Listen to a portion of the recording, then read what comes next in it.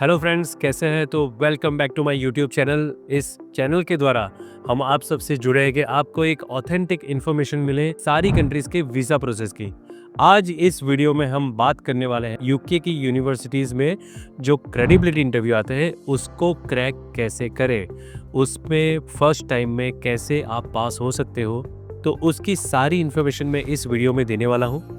इस वीडियो को आप एंड तक ज़रूर देखना, तो आपको सारी इन्फॉर्मेशन मिल जाएगी।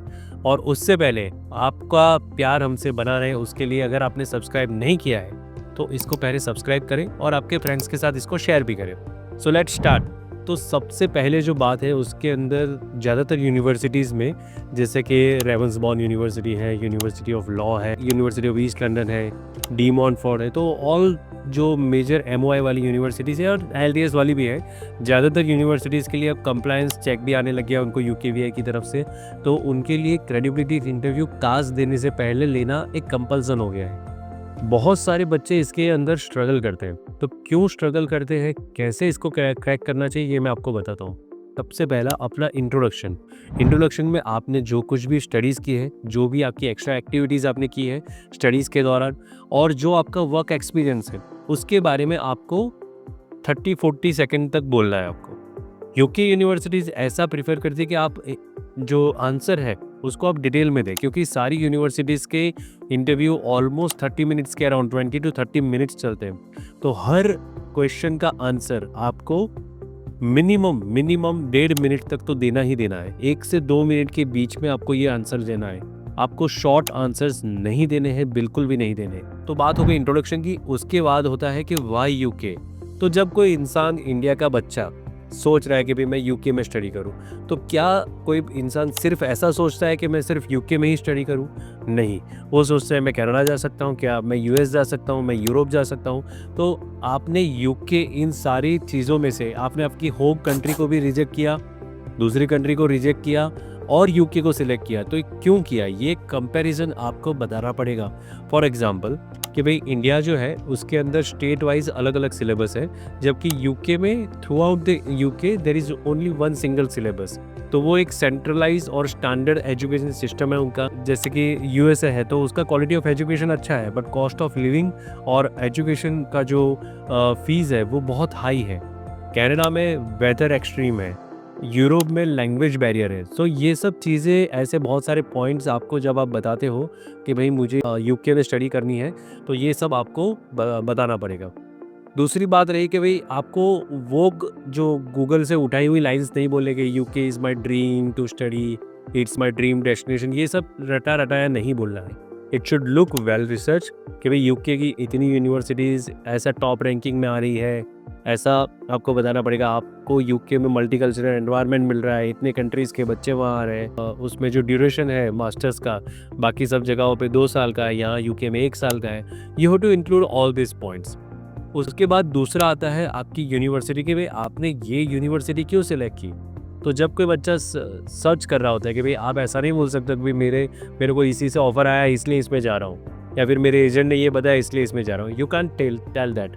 आपको ये बताना है उसके अंदर कि भाई मैंने ये कोर्स दूसरी यूनिवर्सिटी में भी अवेलेबल था, उनके नाम लेने हैं और उसमें बताना है आपको कि भाई नहीं, मुझे इन सब में इस रीज़न से मैंने ये यूनिवर्सिटी सिलेक्ट की है।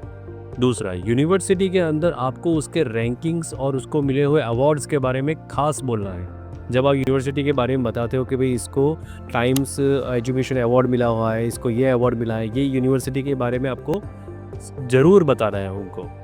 तीसरा है आपको कोर्स सिलेक्ट किया गया है, आपने व्हाई दिस कोर्स, आपने ये कोर्स क्यों सिलेक्ट किया। तो उसके अंदर आपको कोर्स के बारे में थोड़ी सी इन्फॉर्मेशन देने के बाद आपको टॉप 5 to 6 मॉड्यूल्स बताने हैं। 5 से 6 मॉड्यूल्स के नाम बोलने हैं। वो आपको कंपल्सरीली, ना ही चैट जीपीटी ना ही गूगल, आपको वेबसाइट पे जाना है और वेबसाइट से लेके ही बोलना है। वेबसाइट में जो मॉड्यूल्स दिए हैं वही बोलना है। वेबसाइट में अगर आपको पूछा जाता है, इंटरव्यूअर आपको पूछता है कि भाई कोई भी 2 मॉड्यूल्स आप एक्सप्लेन करिए, तो उसमें भी आपको आपके मन का नहीं बोलना है, गूगल का नहीं बोलना है, चैट जीपीटी का नहीं बोलना है। आपको बोलना है जो वेबसाइट के अंदर, यूनिवर्सिटी की वेबसाइट में मॉड्यूल्स का जो एक्सप्लेनेशन दिया है वही बोलना है। ठीक है। इसके बाद आता है कि भाई आपका फ्यूचर प्लान क्या है। तो आपको ये नहीं बोलना है कि मैं तो वहीं रह जाऊँगा या मैं तो वही कुछ करूँगा, आपको ये बताना है उनको। दे वांट टू नो कि भाई आपका जो पर्पस है वो सिर्फ एजुकेशन है या आपका पर्पस इमिग्रेशन है। तो ये कहीं नहीं लगना चाहिए कि भाई हमारा पर्पस इमिग्रेशन है। आपको ये बताना है उनको कि ये स्टडी करने के बाद मुझे जो पीएसडब्ल्यू मिल रहा है वो पीएसडब्ल्यू कंप्लीट करके I will come back to my home country. तो ये आपको उनको बताना है। उसके बाद आपका क्वेश्चन आता है कि भाई फंडिंग्स, तो आपको फंडिंग्स के बारे में, आपका जो भी फंडिंग है, आपने लोन सैंक्शन करवाई है, आपके पेरेंट्स फंडिंग कर रहे हैं, आपके कोई रिलेटिव आपको फंडिंग कर रहे हैं, या तो फिर आपका कोई और सोर्स है, आपको स्कॉलरशिप मिल रही है, ये चीज़ें इन डिटेल अकाउंट्स के साथ, सारे प्रूफ के साथ आपको बतानी रहेगी।